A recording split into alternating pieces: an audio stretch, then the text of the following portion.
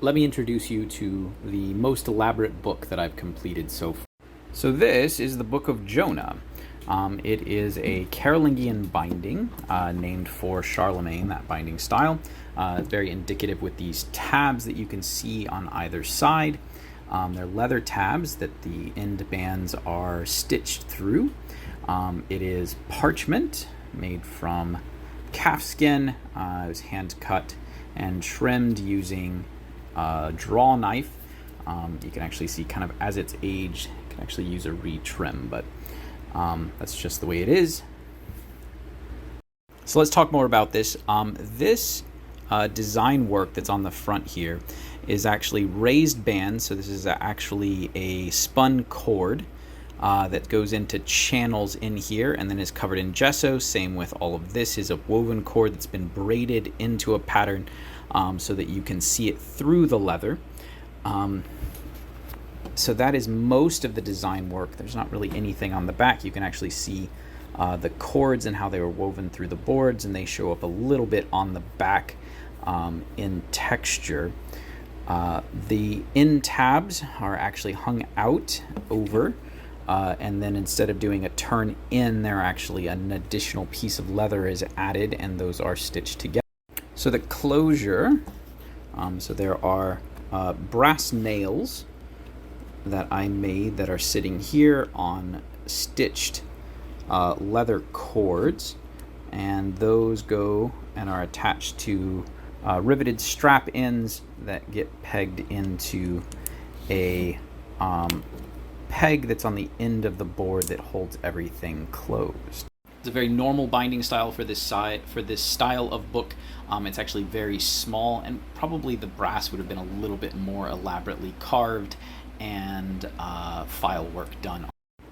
So for book nerds out there, one of the interesting things about this time period and this style of bookbinding is that the paste downs, so the first set of pages that are glued down so that you can then put the flaps on, are actually pasted down underneath the turn ends. These are the turn ends of the leather.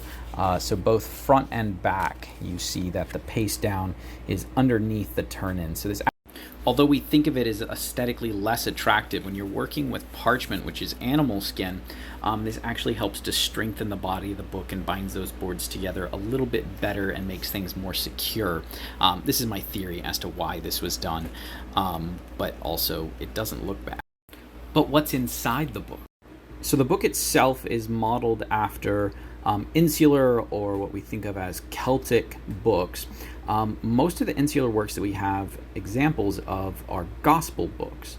And so I modeled this after a gospel book. The first thing you'd find in a gospel book for each gospel writer would be the gospel writer page. So this is the book of Jonah. So instead of the gospel writer page, you have Jonah praying inside of a fish zoomorphic. So this is supposed to be occurring when he is inside the whale. And to be more correct, not the whale, the sea creature, or giant fish. The next page in the book is what's called the carpet page, and it's basically knotwork designs that fill up the page and kind of look like a giant carpet. And then after that would have been the incipit page in a gospel book, but here we just have the beginning of it. So it actually says, "Et factum est verbum," and then says, "Domini," and then continues on from there. So actually in all those knots are a bunch of letters as well, duplicating and reusing some of the lines and all of that. So it's to be expected, which is to say you have to expect the beginning of the word to know kind of how it's. So we're going to try and go through the rest of the pages on this. So I've already showed you the first few. And so then you can see all of the text. And so the text intentionally has all of the little zoomorphics and all of the little figures and the creatures and all of that.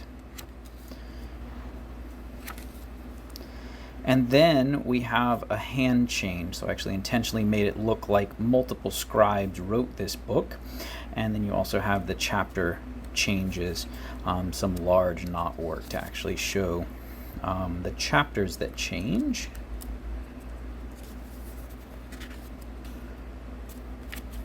This first half of this book is in fact in Latin, with all of the text and the different scribal hand.